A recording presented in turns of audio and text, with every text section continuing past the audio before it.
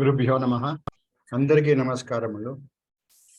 Today is the third day of our Sanatana yoga classes, part of Sanatana Dharma course. We will have Vande Mataram by Chala Chittibabu Garu, and then Prardhana chanted by Ananthanji, and then we will start with our yoga class. So let us start with Vande Mataram.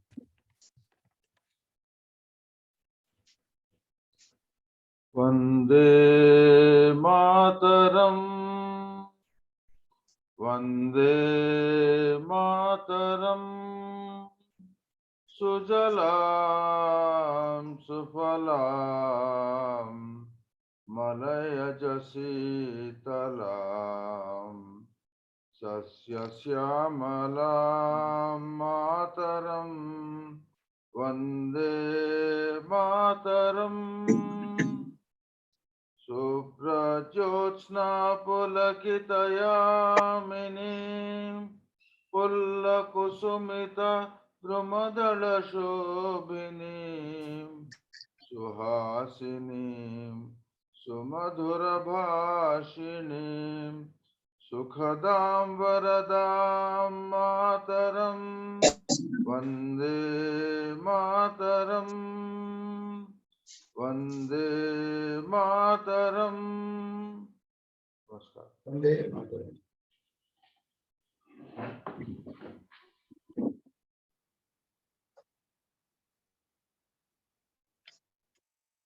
Hari Om. Let us request Ananthanji to start Prarthana.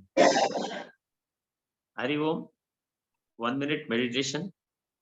Let us close our eyes.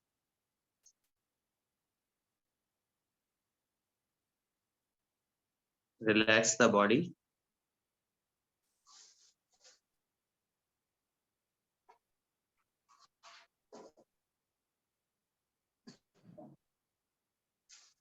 Mind, let us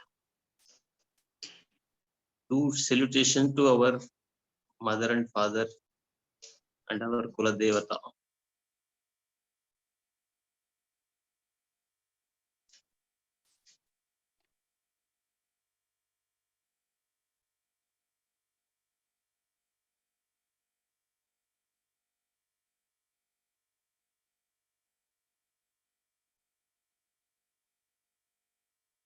Om.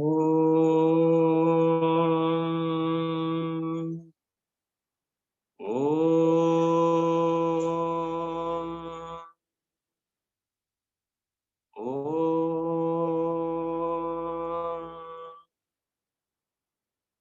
Om Ganana Antva Ganapatigum Havamahe Kavim Kavinamupamashravastamam Jashtarajam Brahmanam Brahmanaspata Anashranvannoti Visida Sadanam Mahaganapataye Namaha Prano Devi Saraswati Vaje Virvajinivate Dhenama Vityavatu Vagdevyai Namaha Gurureva Gatir Gurumeva Bhaje Gurunaiva Sahasmi Namo Gurave Na Guroh Paramam Shishurasmi Guroho Matirasti Gurau Mama Pahi Guru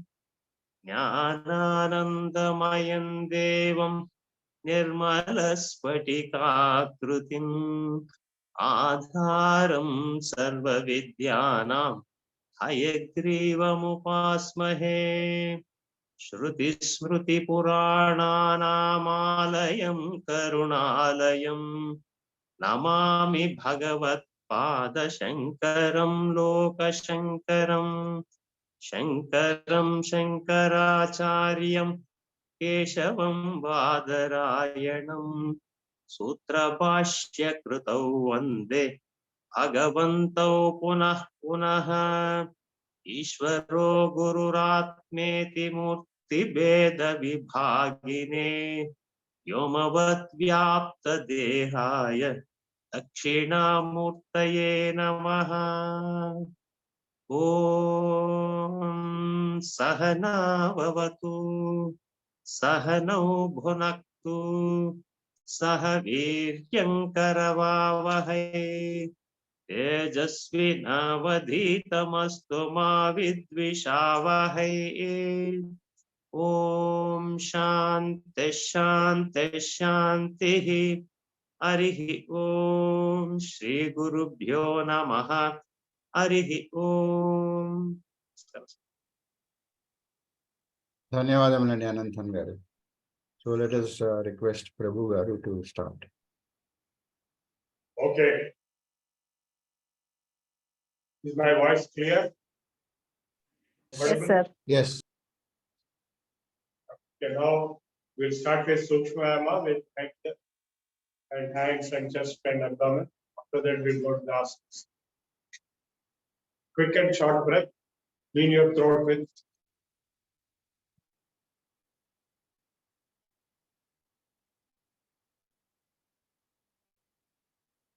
The legs should be together and hands tight.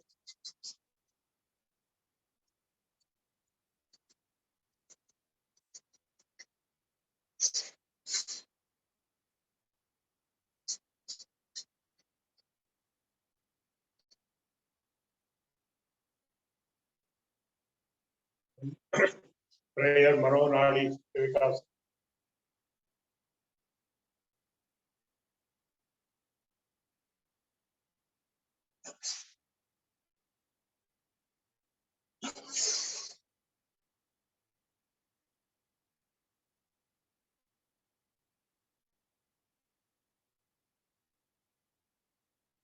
We concentrate on our Guru Parampara.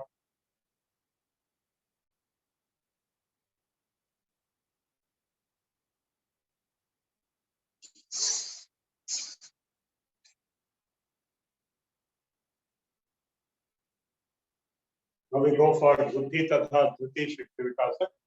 For this part of the brain, keep your head up back, concentrate here and repeat the same quick and short breath.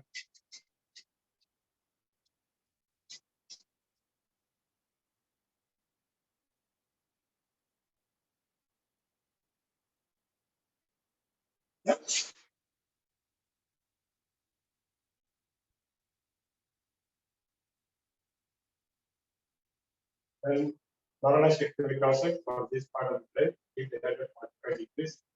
Close the eyes, concentrate here. Repeat.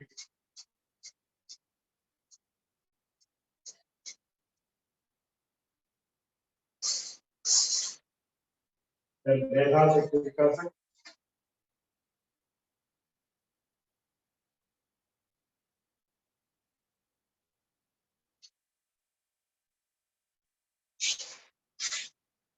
Then Netra Shakti Vikasa, close the eyes.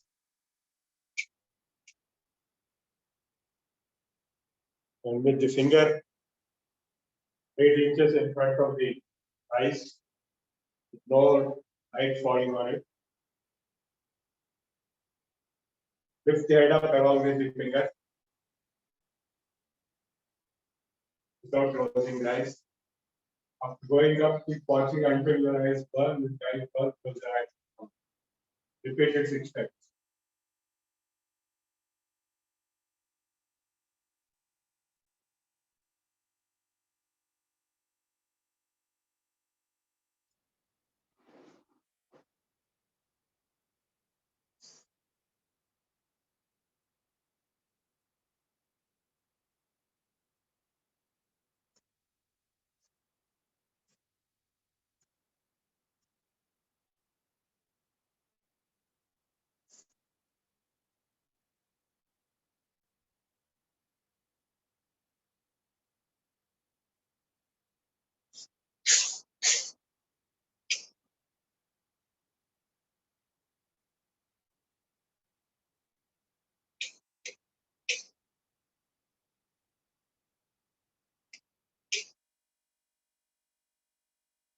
Then Kapolak Shakti Vikasa for teeth and cheeks and gums.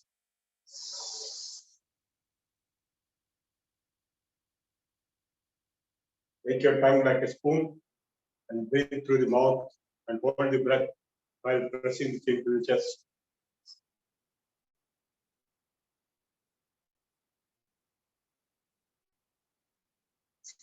Then lift up and breathe out through the nose. Do it 6 times.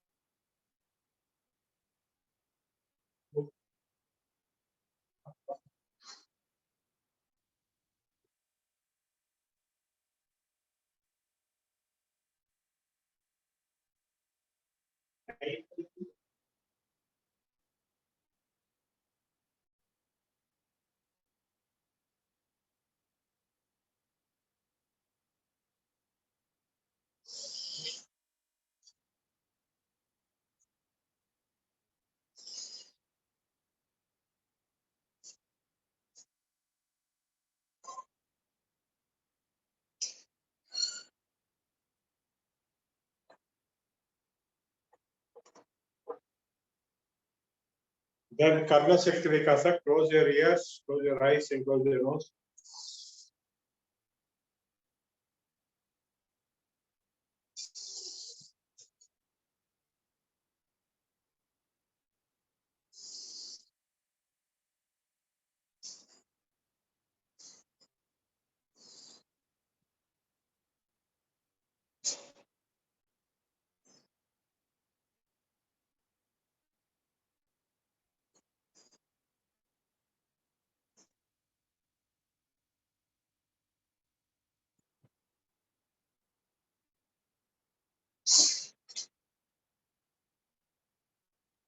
Six times you will be doing without opening the ears. Once again.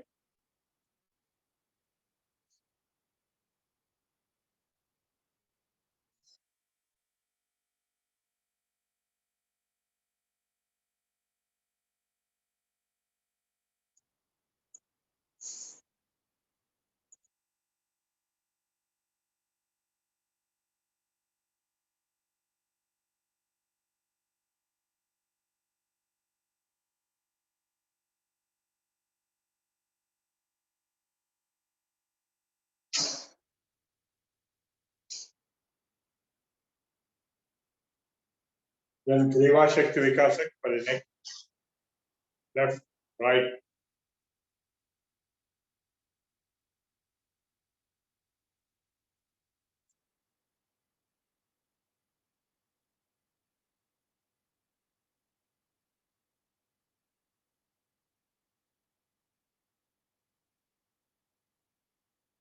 Then up and down.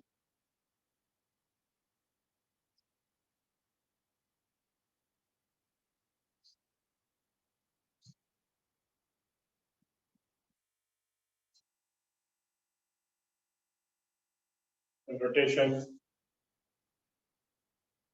Reverse always. Don't continue in the same direction, go in reverse.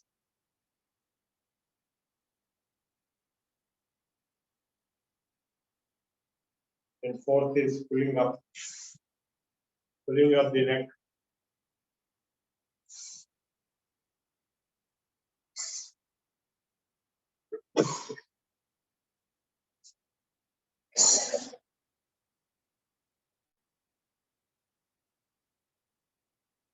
Then we go for the shoulders.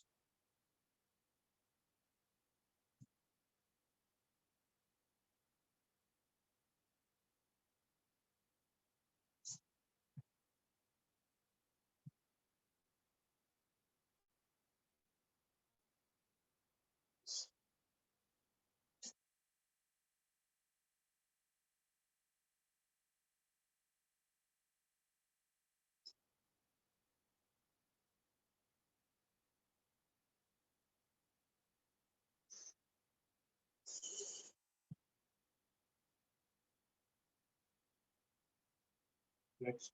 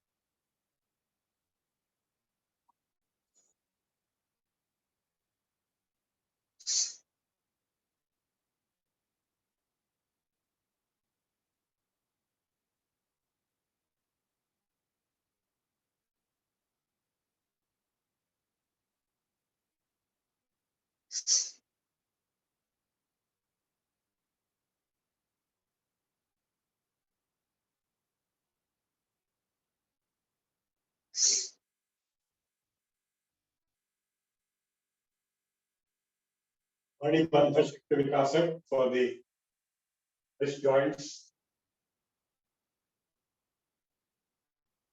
Prathana Shakti Vikasa for the palm joints.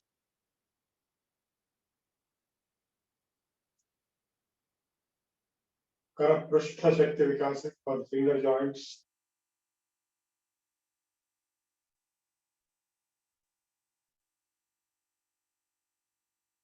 Anguli Mola Shakti Vikasa for the fingertips.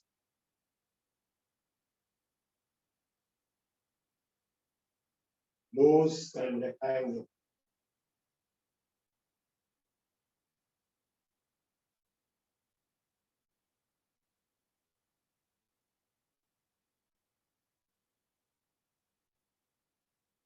If you feel the fingertips heavy, then you hang loose. Then imagine you are pulling a big weight towards you.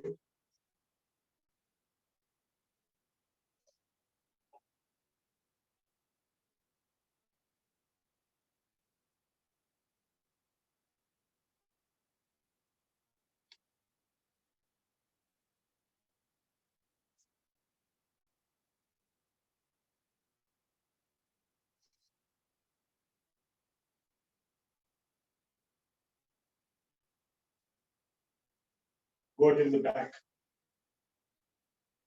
And similarly this side. Like Narasimha Swami pulling out. Is very good for heart also. Now we go for the chest exercises. Vakshasthana Shakti Vikasa. Number one, which is lifting the hands up and bending backwards while breathing in.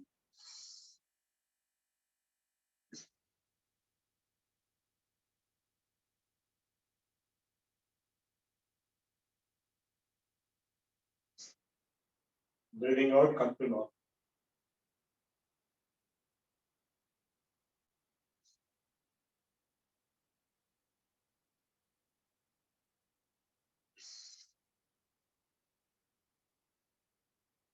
Vakshasthana Shakti Vikasa number two.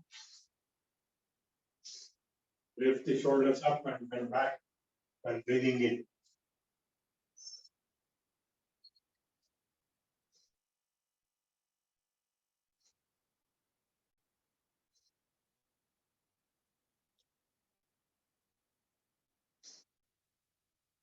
Now we go for the abdominal exercises.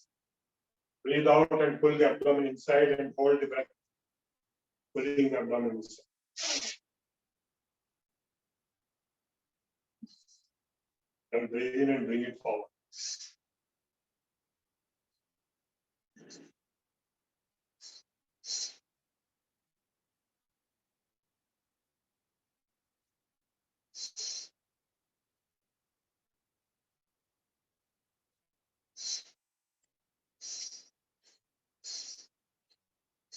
This is Bhastrika principle in standing.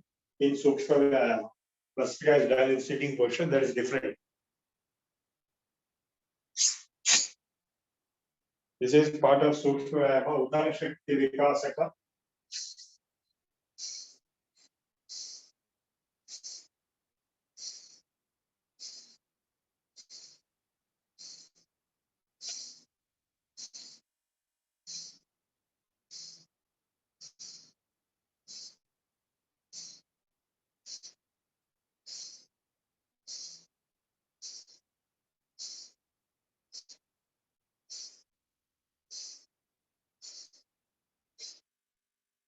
Twenty times each.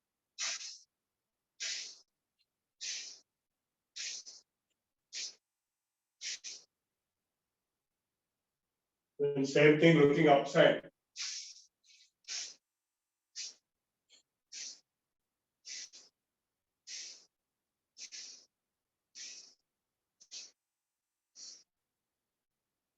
And looking down.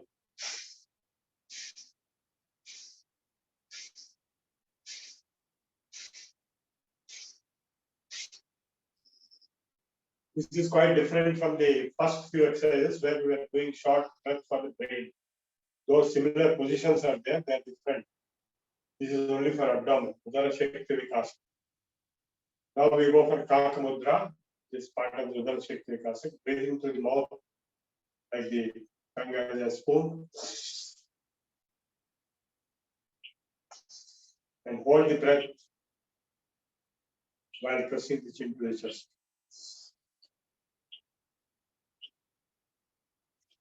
Then breathe out after the lifting of the head.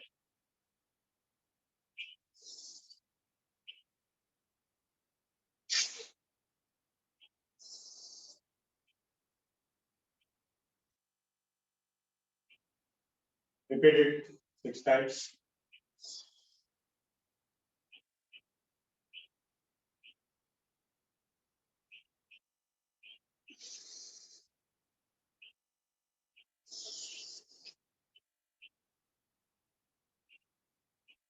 Close the eyes when you press into the chest and blow the abdomen and blow the cheeks and hold the breath for comfortable time.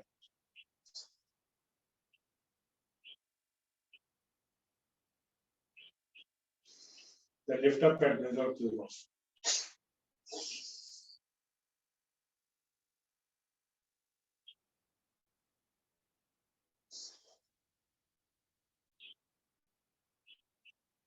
Okay, now bend 60 degrees and repeat the same abdominal breathing.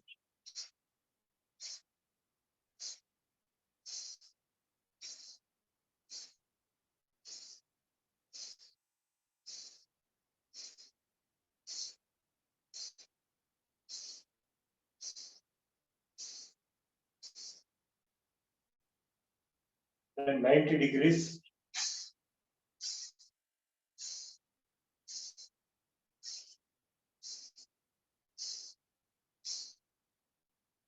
Then at 60 degrees, breathe out and shake your abdomen without breath. Shake your abdomen up and down.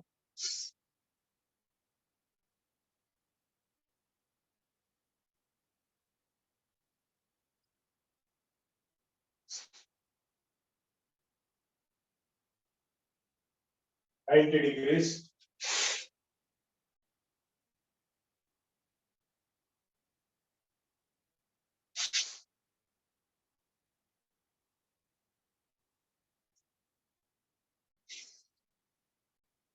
Then this technique called Nauli, in which the abdomen will be turned with a column in the center and shifting to the left and right.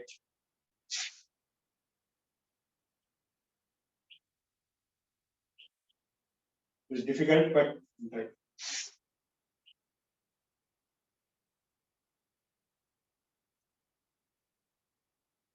okay, now go to Shavasana.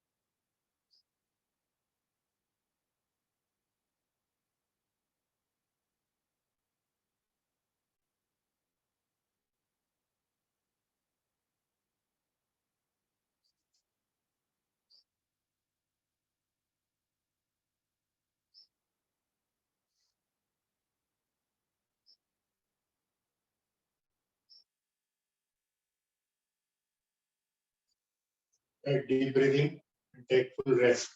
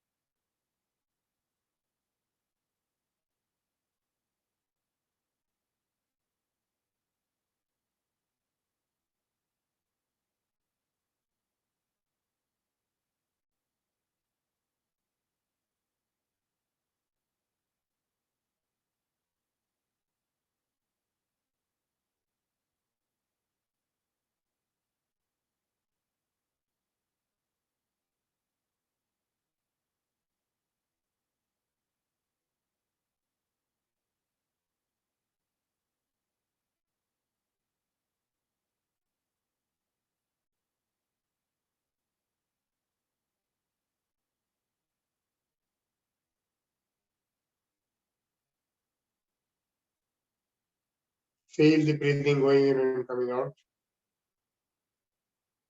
Deep, long, relaxing breath.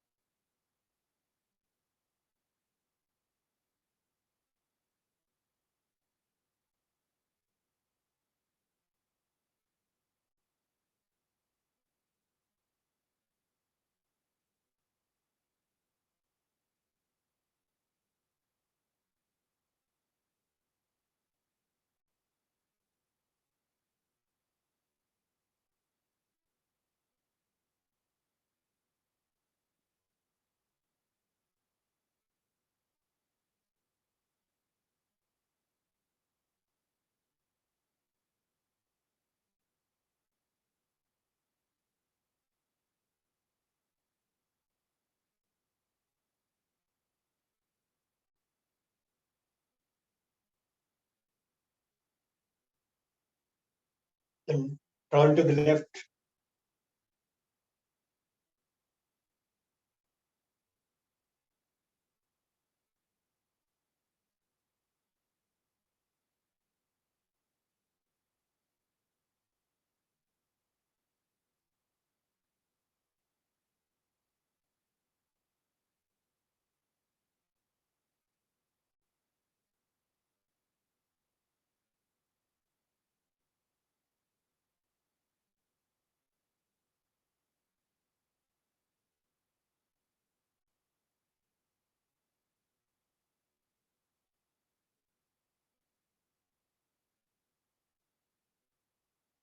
Turn back to the center.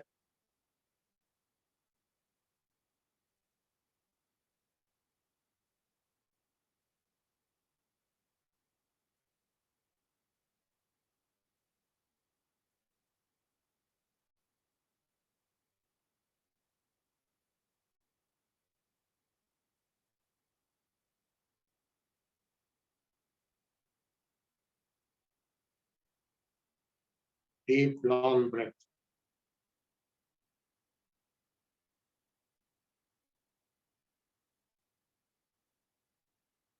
Turn to the right.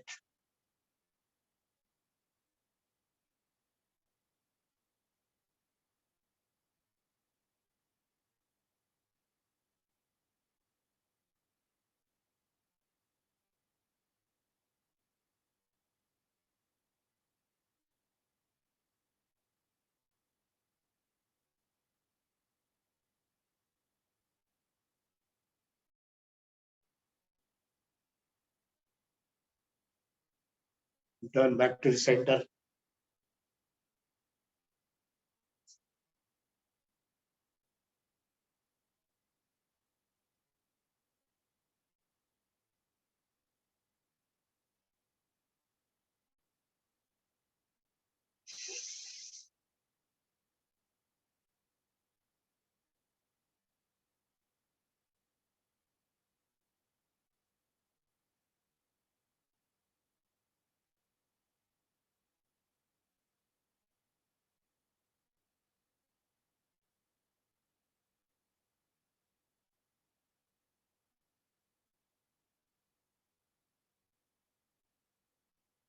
Now I'll again show you the Yoga Nidra which I showed yesterday. Some of you could not hear the voice yesterday. Today the voice is clear, I hope, and image is also clear. So Yoga Nidra, Shavasana on Shavasana. Shavasana itself will remove high blood pressure, heart disease, and other problems. And Yoga Nidra will give deep relaxation of the mind and remove many of the stress-related problems, and also insomnia and anxiety and all those mental problems also. So Yoga Nidra is a technique of experiencing the prana energizing different parts of the body, each part of the body, while experiencing mentally as if you are touching that part in your mind. So first we will start with left side. We always start with left side. So left side, you start with the left leg, little finger, last finger, chitikana velu, left leg. First start taking deep breaths and feel the energization of the prana in each part of the body, as I keep on telling.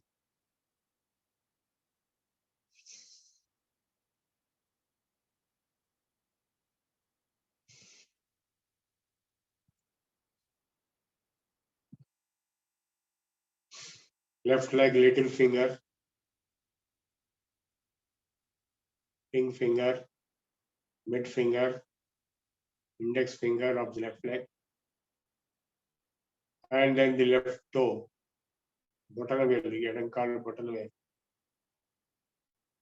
Take deep breaths and energize, and feel the bottom of the foot, arikalu. Feel the whole thing. Then come up to the ankle, feel the ankle joint, foot, entire foot. So only mentally you are feeling energization through prana, as if you are touching it, as if you are feeling it. And come up to the lower leg, calf, lower left calf, and left knee.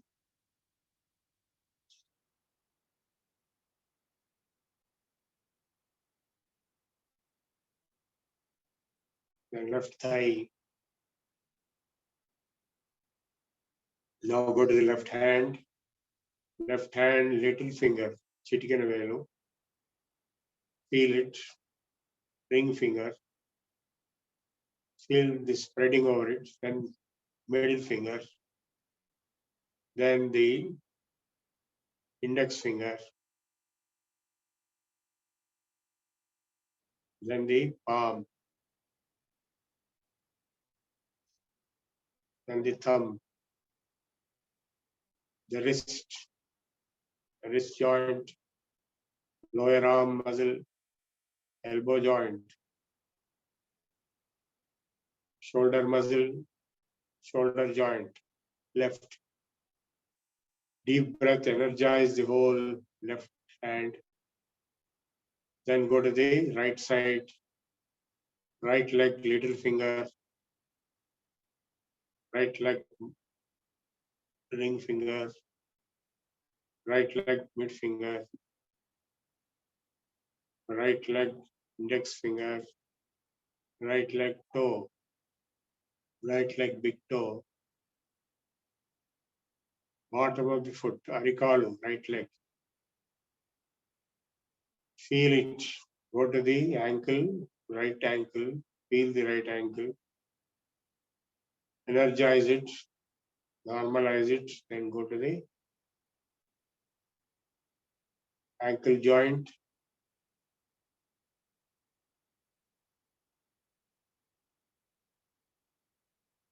lower leg muscle, lower leg calf,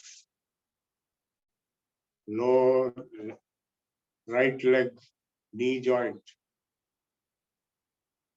right leg thigh, thigh joint.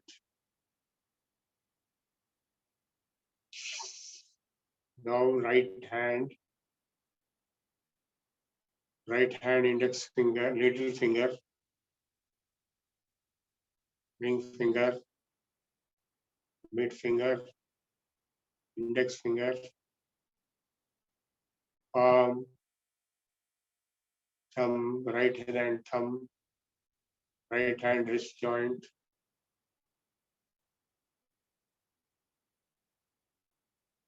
right hand lower arm,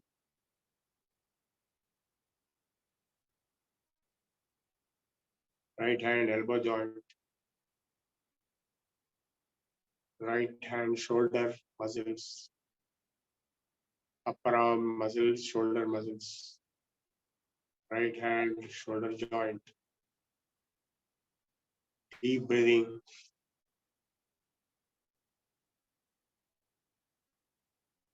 Now we have finished right side, then we go to the back of neck,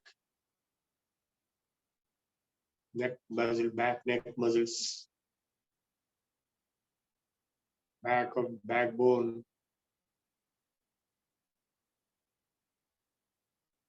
shoulder plates, backbone, vertebral column, move downwards,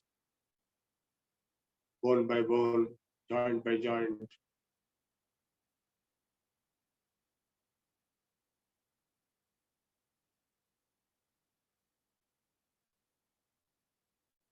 To the bottom of the vertebral column. Then come to the neck, upper neck, chin, nose, jaws, chin,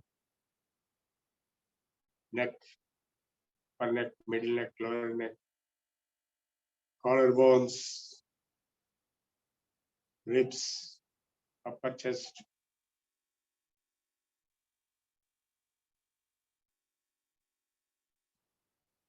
mid chest, lower chest, abdomen, navel, below the navel. Feel it, energize it, deep breathing. We finish the whole body. Now just be blank.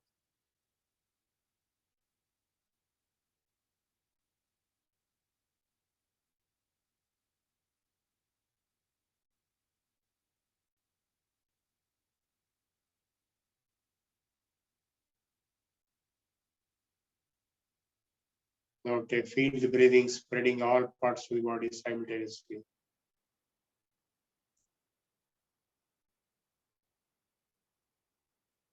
Energizing the body 7 times. Deep, long breath.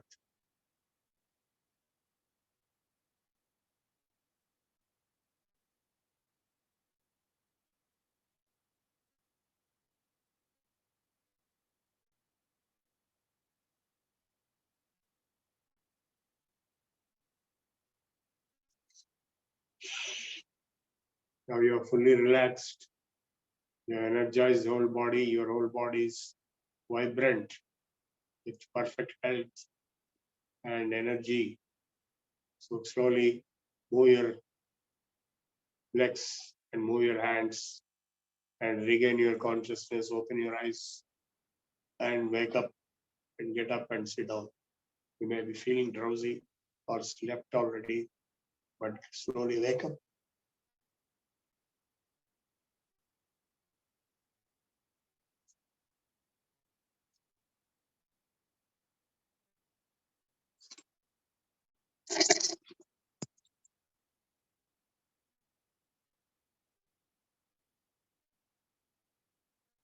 We will be doing pranayama.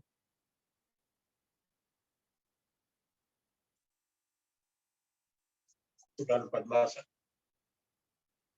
and perform pranayama left to right and right to left.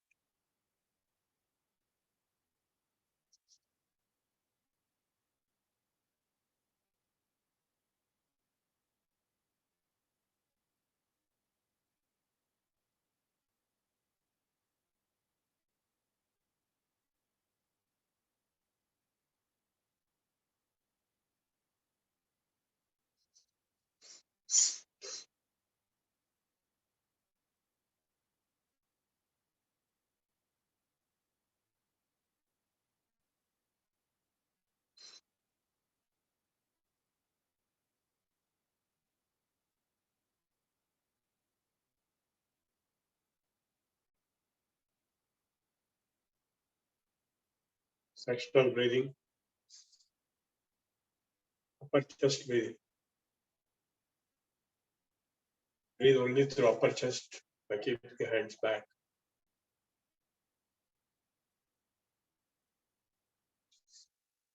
Then mid chest breathing.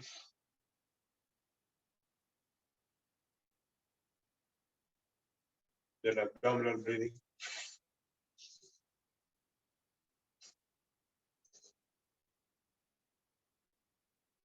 Again.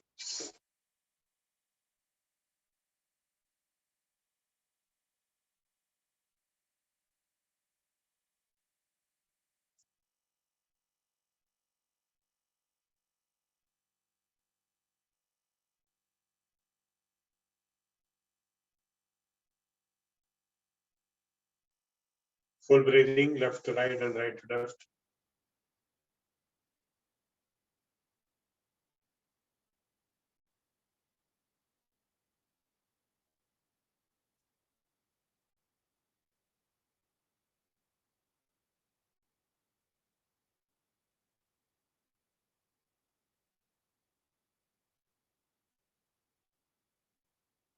You can hold the breath for a short while. Kumbhakam, as comfortable. Sukha pranayam, Sukha Kumbhakam.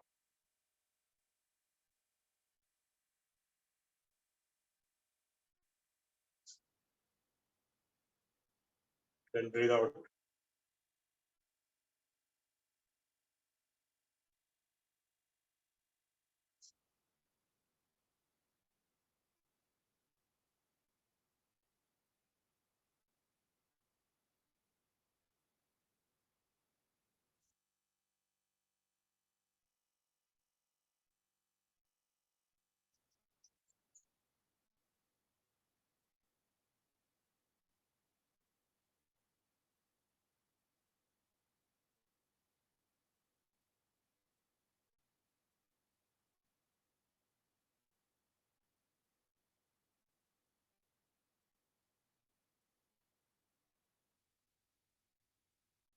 No sound should come when you do Nadi Shodhana. This is called Anulom Pranayam.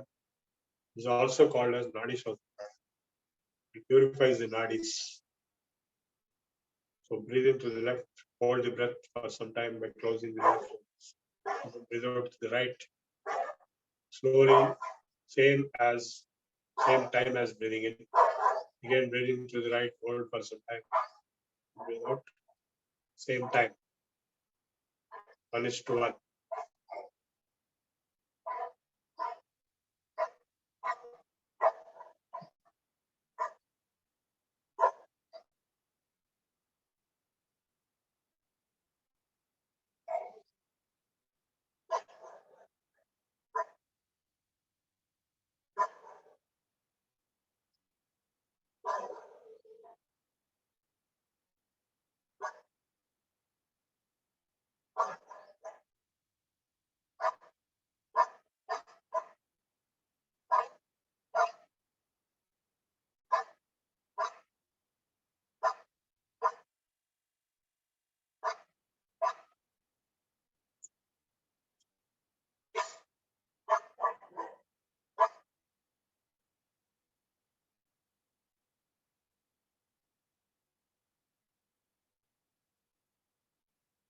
Now we go for meditation.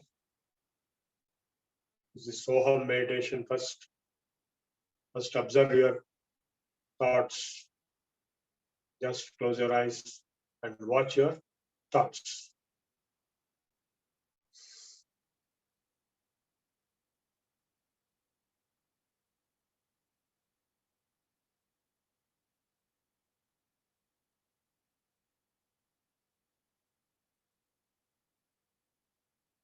So second stage is watch your breath, feel the breath. It is also called Pranaparasati or Anaparasati, both mean same. Feeling the breathing in and out, long, deep.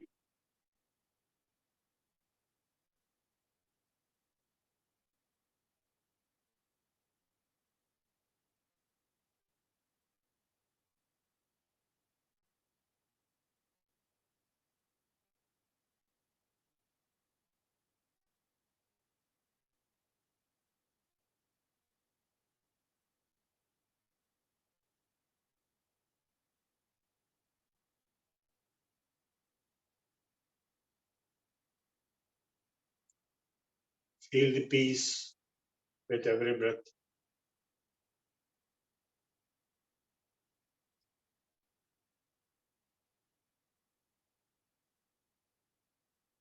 Now, third stage is to add soham. Inhalation so and exhalation hum. Mental feel, chanting mental chant.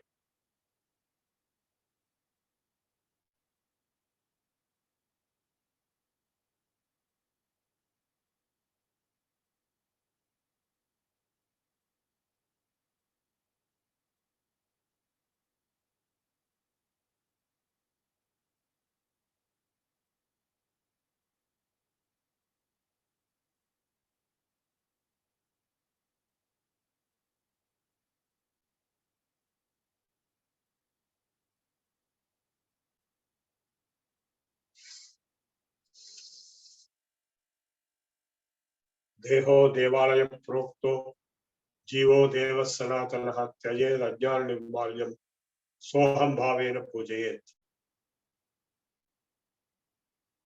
You do the puja as soham bhava because this jiva, this I which you think I, he himself is Shiva, and this body itself is a temple of that Shiva.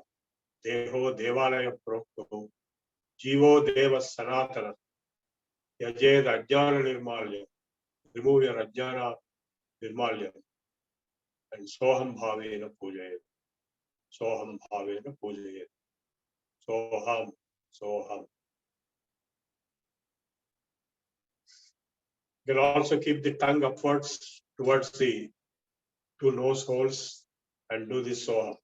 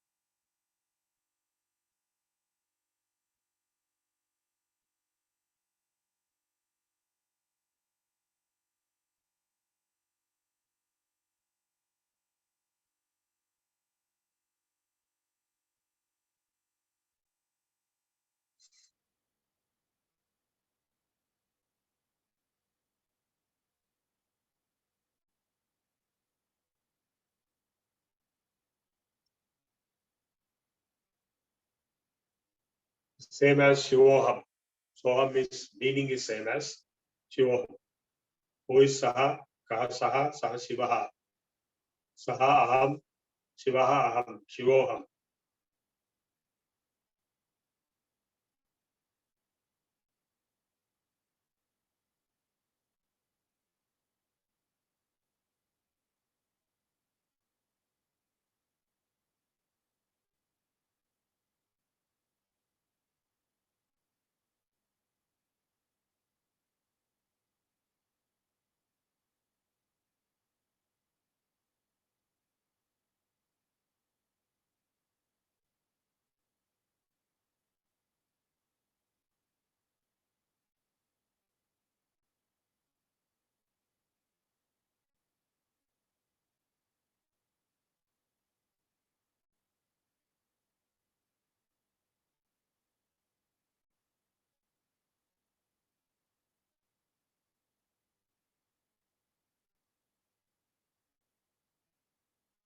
In dhyana, you can reach samadhi when the breath stops or breath temporarily stops and you are lost. Your thoughts stop and your total blankness.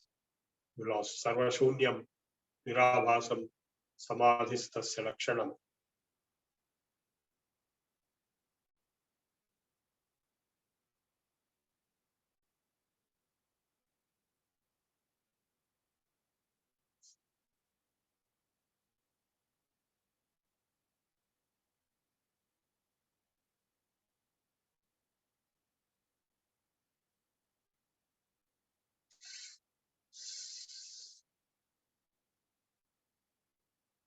The longer you sit, the more enjoyable and happy and peaceful you will be.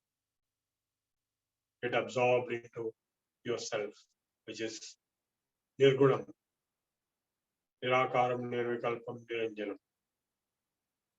Is infinite, eternal, Brahman, Satyam, Jnanam, Anant.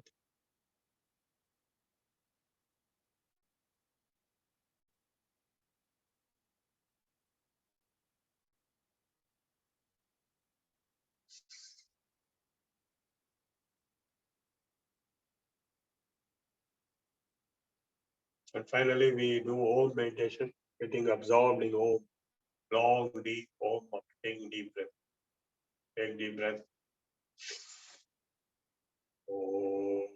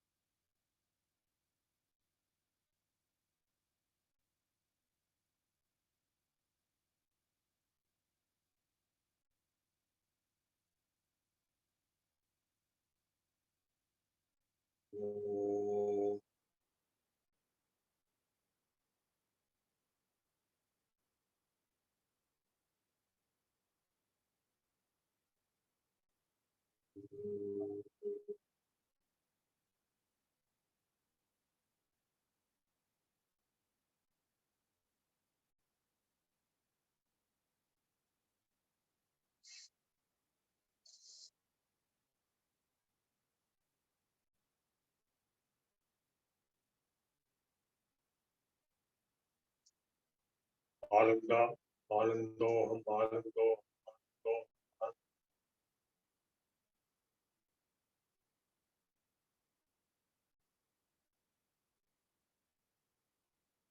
Okay, now the whole universe is nothing but your mind, your thought projection.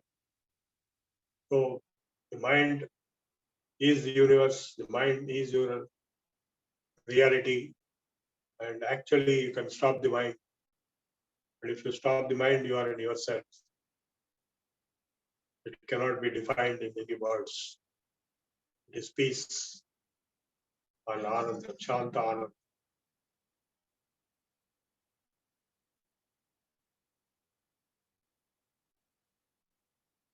That's what happens in deep sleep, but you don't know. But in the meditation also, that can happen and you can know it, you can enjoy it, and experience.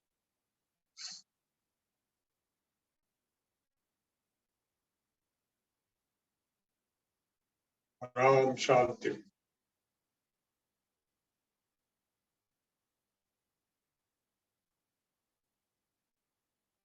Now I will go for the theory class.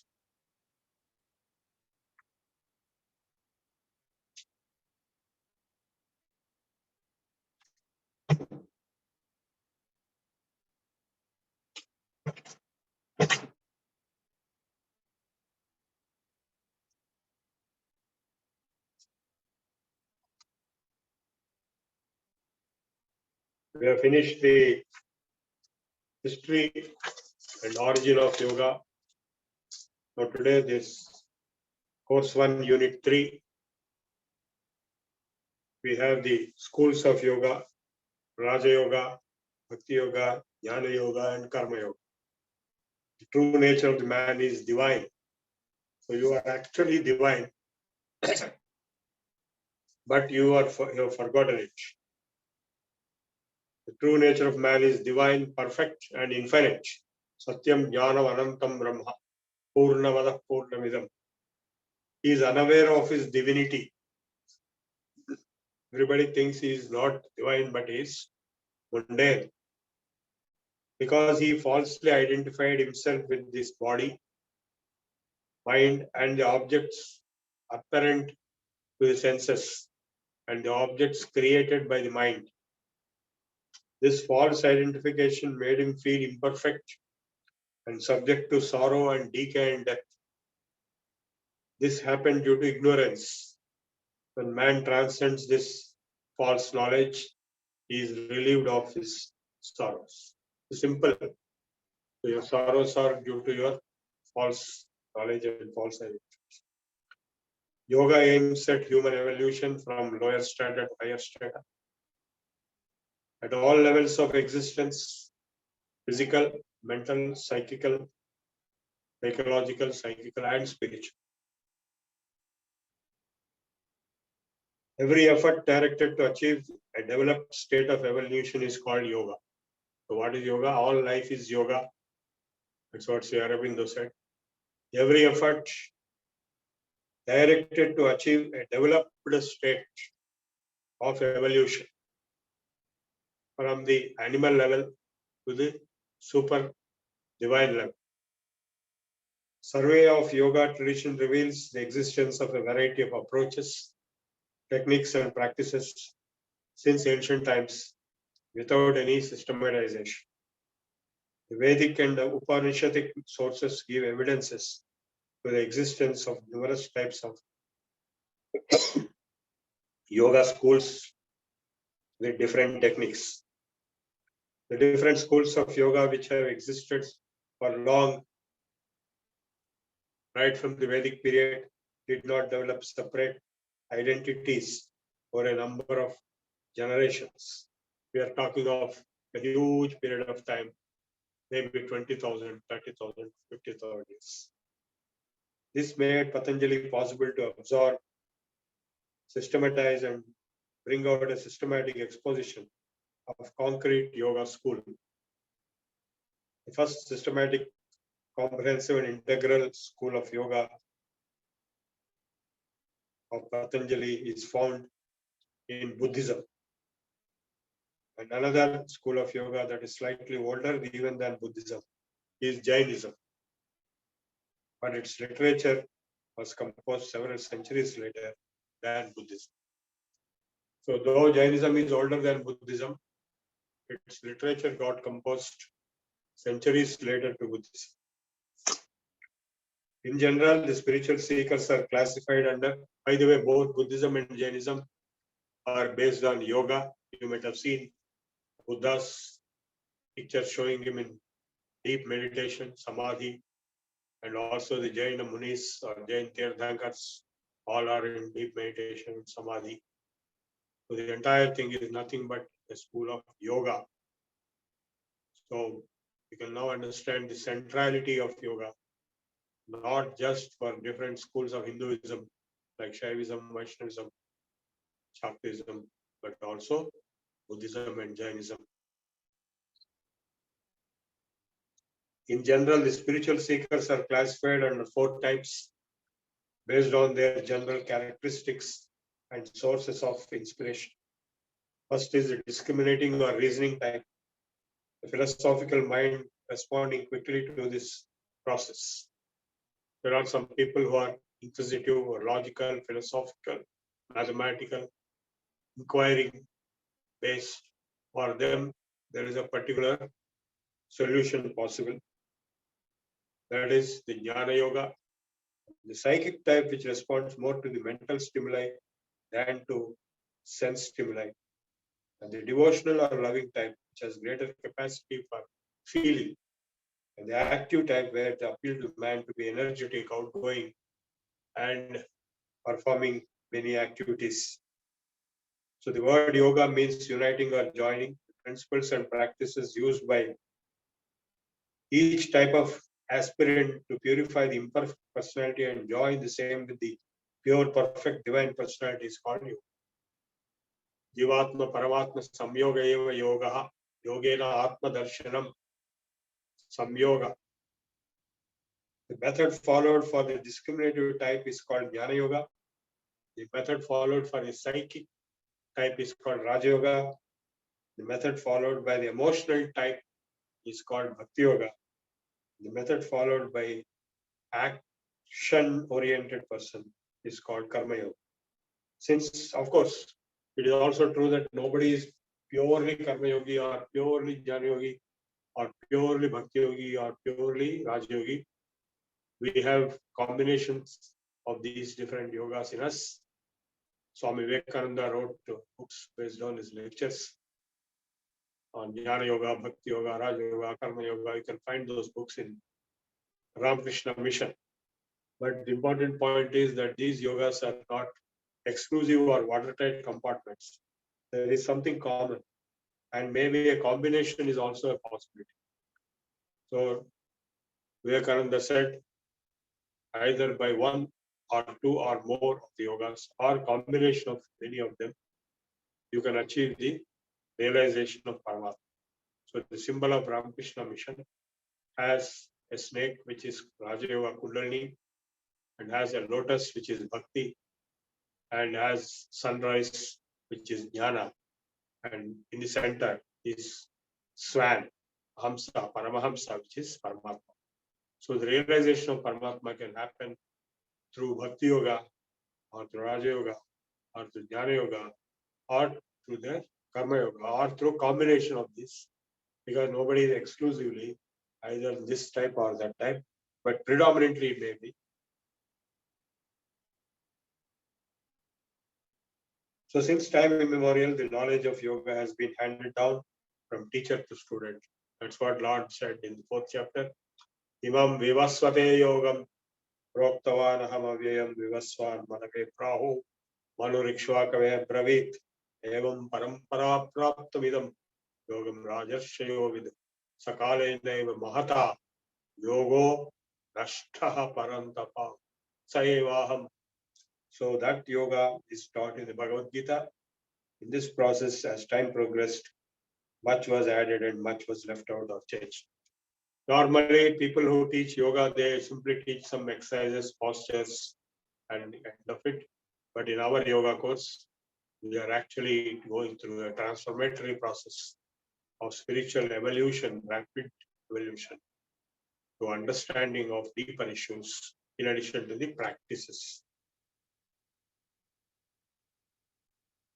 In the process, several things happened. As time progressed, much was added and much was left out or changed. This result gave rise in the coming up of several schools of yoga. Among them, 6 major schools of yoga have gained prominence. Raja Yoga, Jnana Yoga, Bhakti Yoga, Karma Yoga, Hatha Yoga, and Mantra Yoga. Only there are Laya Yoga, Kundalini Yoga, and Dhyana Yoga. However, these additional schools have got accommodated in Hatha Yoga. Normally, people think Hatha Yoga means a lower level thing, it is for physical exercise, it's not so.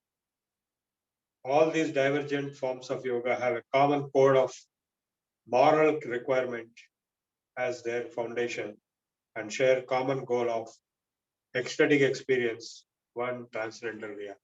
Initially, they have the yama niyamas, all of them, the moral code of conduct. At the end is the Ananda, Satchidananda experience, which is also common destination. So today we will cover only Raja Yoga and skip other topics to the next session. According to Swami Vivekananda, Raja Yoga is a science of mind. It teaches how to concentrate the mind in order to know the innermost depths, to generalize their contents and form our own conclusions from them. This meditative technique is used to lead to the discovery of the transcendental reality beyond thought and image. We are caught up in thoughts, we are caught up in images, but there is something beyond thought, beyond. When common man comes to direct contact with reality, after analyzing his own mind, which is never destroyed, pure and perfect, he will no more be miserable nor unhappy. So the idea is to reach ultimate happiness. As you know, everyone wants happiness, but the reality is the opposite. We are constantly, continuously suffering. So how to reach that state of happiness? As misery comes from fear and from unsatisfied desire, if we can transcend the mind and all these emotions, we have these 10 negative emotions ahankaram, mamakaram, ragam, dvesham. First is ahankaram. Ahankaram results in mamakaram, and that results in ragam, and also results in dvesham. And then we have the fundamental 6 enemies, Arishad Vargas, kama, desire. If it is not fulfilled, it will become anger, krodha. If it is fulfilled, it will become greed, lobha. And then it will become craze, moha. Then it will become pride, mada, and matsarya, jealousy. So these 10 negative emotions are the root cause of all miseries in the life. When man realizes that from these negative emotions, his true nature will be no more fear of death. When he transcends these 10 negative emotions by replacing them with their opposites, then he will transcend fear of death. When he knows that he is perfect, he will not have any desires. Purna mada, purna vidam, purna purna mudachyade, purnasya purnamadaya, purnameva avasishyate. So when you realize the meaning of this mantra, then you have no desires because you are full, 100% purna, perfect. You don't require anything.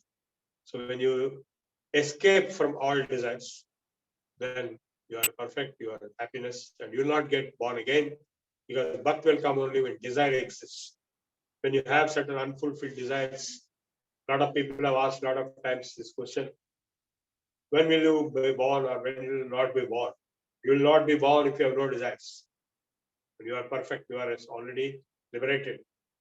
But if you have some pending desires which are not fulfilled in this life, you will fulfill by taking birth. As you might have realized in this life also, many times we get experiences at a point of time much later to a previous point of time when we wanted that, we had a desire for that. So all your desires will be fulfilled. So when you have no desires, nothing will be required to be fulfilled. Therefore, you don't have to be taken birth again. When man realizes his true nature, which is Purna, he will not have fear of death. When he knows that he is perfect, he will not have any desires. When both these causes are destroyed, that means one is desire and other is fear, Mahabhayam, fear of death. When both are transcended, destroyed, there will be no misery. Vasana Akshaya, Manonasha, Tatpajnana Abhyasavashat, Jnana Raksha, Tapasiddhi, Sarva Samatvam, Dukha Nivritti, Sukhavetvam. This is the sequence. And there will be perfect bliss even in this life itself. So you can have Jivan Mukti in this life itself. And this is the aim of Raja Yoga, royal path, royal yoga. The science of Raja Yoga is based on Sankhya philosophy.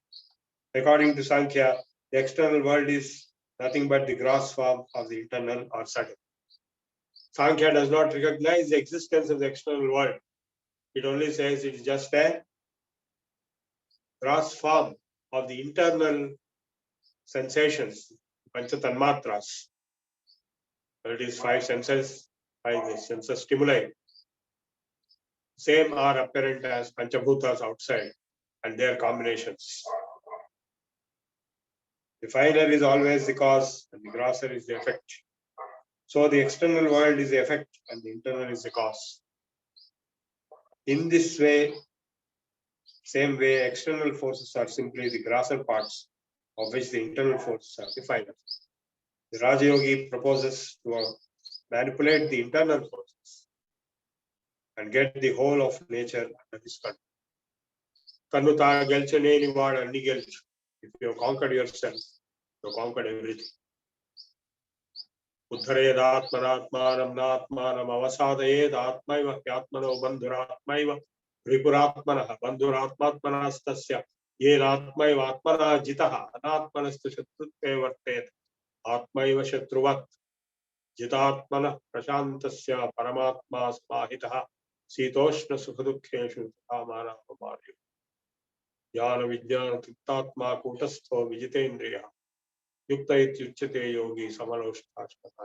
This is Bhagavad Gita 6th chapter. You have conquered yourself, you have conquered everything.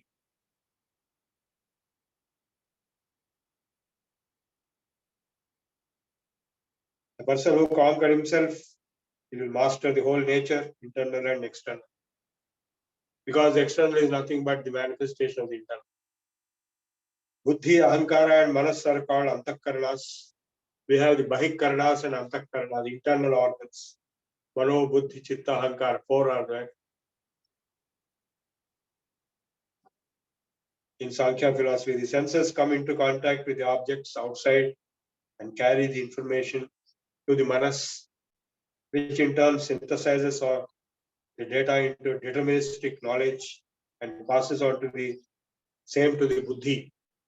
Manas cannot take any decisions, Buddhi takes all decisions. Through the Ahankara, from which Purusha receives them. Next, in turn, he gives orders back to the motor organs to do the needful. Except Purusha, all these are material. Purusha is the spark of intelligence. The pure consciousness is not a material substance. The Antakaranas are much finer than the external instruments. The material with which the Ahankaras are made, Antakaranas are made is the same by which the Tanmatras are made, Pancha Tanmatras. These Tanmatras become gross and make the external matter. So Tanmatras are subtle inside, externally they become gross and they make the universe.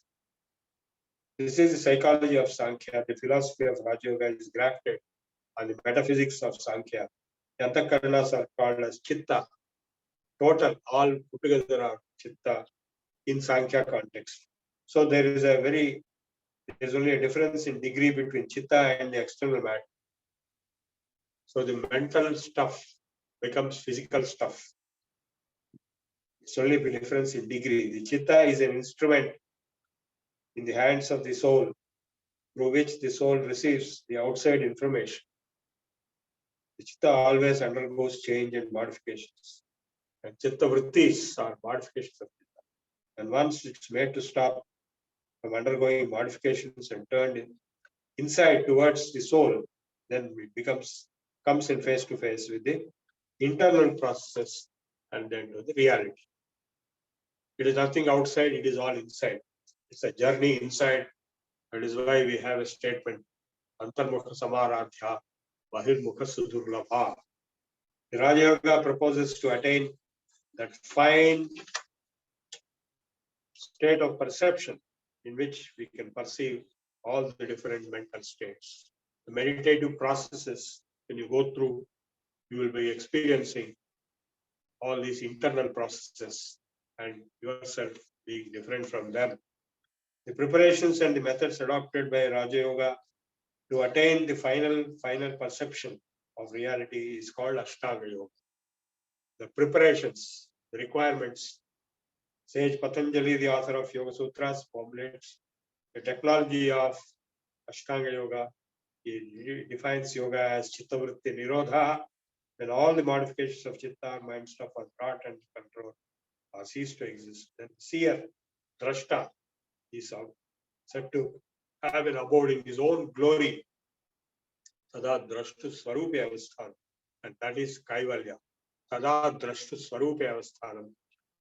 The Ashtanga Yoga consists of Yama, Niyama, Asana, Pranayama, Chahara, Dharana, and so Raja Yoga is nothing but the Ashtanga Yoga of Patanjali. Yamas are the purificatory process of the mind. They are moral regulations on the part of the Chitta to regulate negativity. They are 5 in number. Ahimsa, Satya, Ahimsa, Brahmacharya, Asteya, Aparigraha. You all know these 5. Satya is truth. Ahimsa is non-violence. And Asteya is non-stealing. Brahmacharya is chastity. And Aparigraha is non-receiving or non-accumulating. Yamas are the observances or the practitioner to gain speedy success in yoga. These 5 yamas, they are called yama because they are controlling principles. Yama means samyama, niyama, control. So these 5 controlling principles, they control the whole universe: truth, non-violence, non-stealing, chastity, non-possessiveness, satya, ahimsa, brahmacharya, asteya, aparigraha. These 5 principles are universal and they are sarvabhauma, and They have become the law in all countries, in all religions. Krutakarita Anumodita, Anantaphala, any abrogation of these 5 principles, either directly or indirectly, will result in a backlash, which you have to pay very heavy price. Niyamas are observances of the practitioner to gain speedy success, which are higher level, desirable but not essential. These are the shauchas, purity, santosha, contentment, tapas, austerity, swadhyaya, self-study, and Ishvara Pranidhana, surrender to the will of God. The above 10 preparatory defensive measures protect the chitta complex from the entry of further impurities. If you practice these yamas and niyamas, the chitta will be protected from further aggravation with the entry of further impurities. After protecting the mind from further intrusion of impure thoughts, it is necessary to prepare the body fit to withstand the impact of the higher states of yogic practices. The practice of asanas and pranayama are intended to prepare the physical body suitable to consciously recognize the subtle changes that take place during the practice of pratyahara, dharana, and dhyana, and so on. Asanas, during the yogic practice, the regular nerve currents would be displaced and new channels will begin. You may think these asanas are physical, but they are not physical. They are much deeper. The new currents will be developed. New subtle vibrations start along the spinal column and will remodel the entire body. As the main part of yogic activity takes place in the spinal column, it is necessary that spine must be kept straight line. Samam kaya shiro grivam dharayan achalam sthira. Therefore, in yoga, the waist, chest, neck, and head are kept in straight line. This posture would facilitate a free flow of pranic energy in the space. So compulsory is to sit straight, whatever be the position. By the practice of correct posture, physiological, psychological, and spiritual benefits are derived. The object of asana practice is to eliminate body consciousness. If one is disturbed by body consciousness of any kind, one cannot concentrate the mind.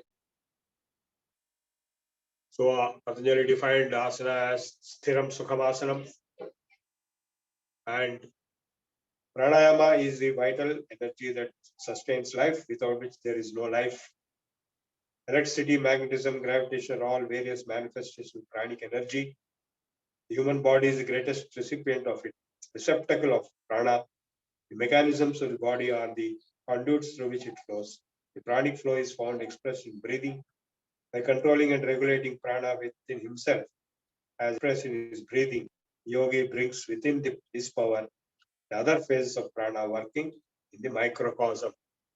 In that way, he is gradually able to control the inner nature. Through pranayama, the inner nature can be brought into control.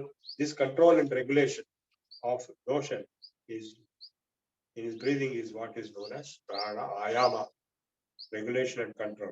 Pratyahara, the sense organ, act outwards and come into contact with the objects outside. The power to contact with outside world objects is gained from the chitta.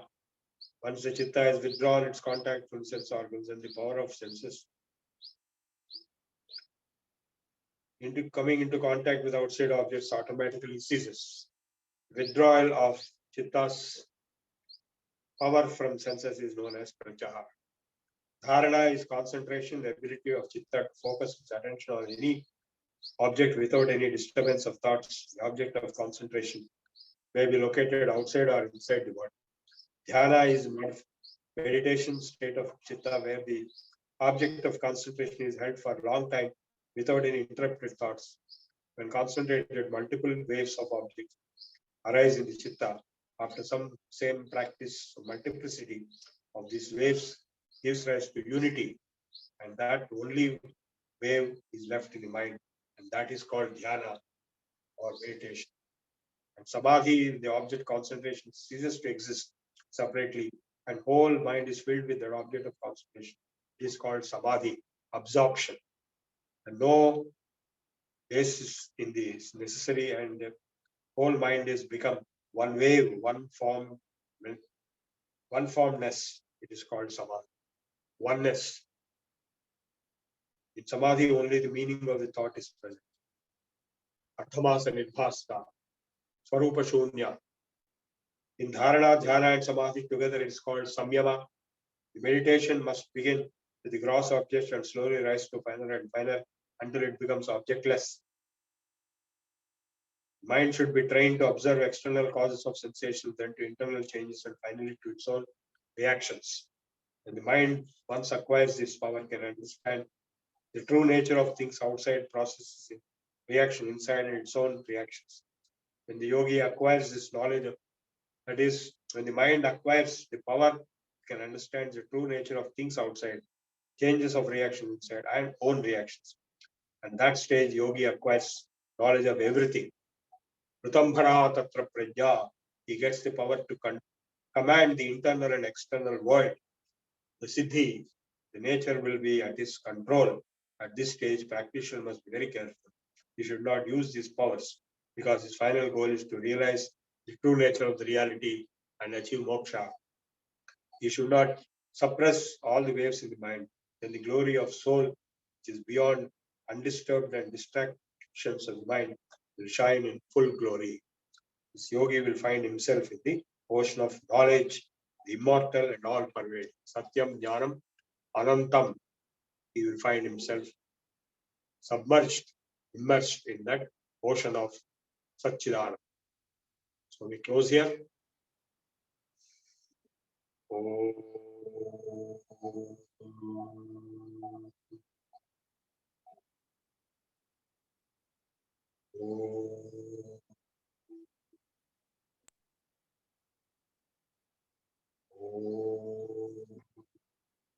Yes, there is one question. Ask me the question, yes.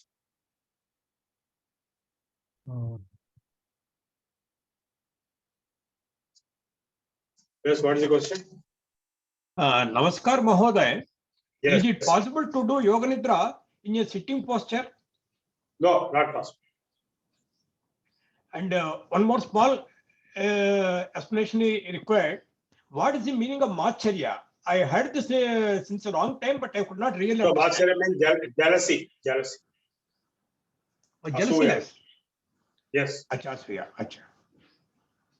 Dhanyavad. Okay, no other questions. We can close now. Yeah, let us close. Let's have Prarthana. Ananthanji, are you there?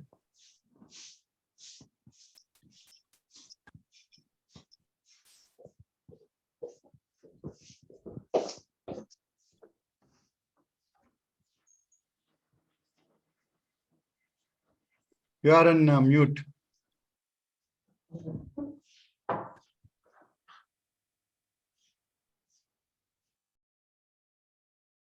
You have to unmute Ananthanji. 1 minute. I will unmute you. 1 minute.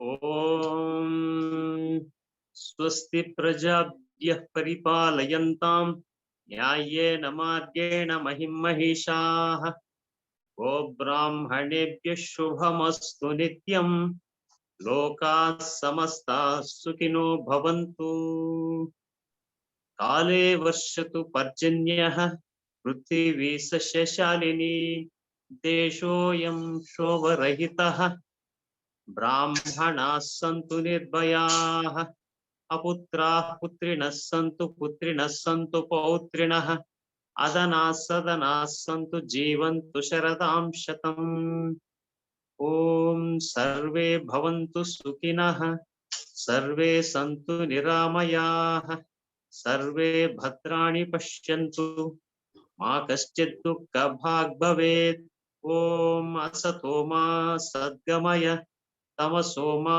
Jyotirgamaya Mrityorma Amrutangamaya Om Shanti Shanti Shanti Om Purnamadah Purnamidam Purnat Purnamudachyate Purnasya Purnamadaya Purnamevavasishyate Om Shanti Shanti Shanti हरिः ओम श्री गुरुभ्यो नमः हरिः ओम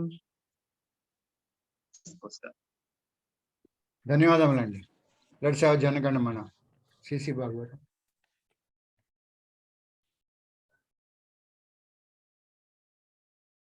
जनगण मन अधिनायक जय हे भारत भाग्य विधाता पंजाब सिंधु गुजरात मराठा द्राविड उत्कल बंगा विंध्य हिमाचल यमुना गंगा उच्छल जलधि तरंगा तव शुभ नामे जागे तव शुभ आशीष मांगे गाहे तव जय गाथा जनगण मंगलदायक जय हे भारत भाग्य विधाता जय हे जय हे जय हे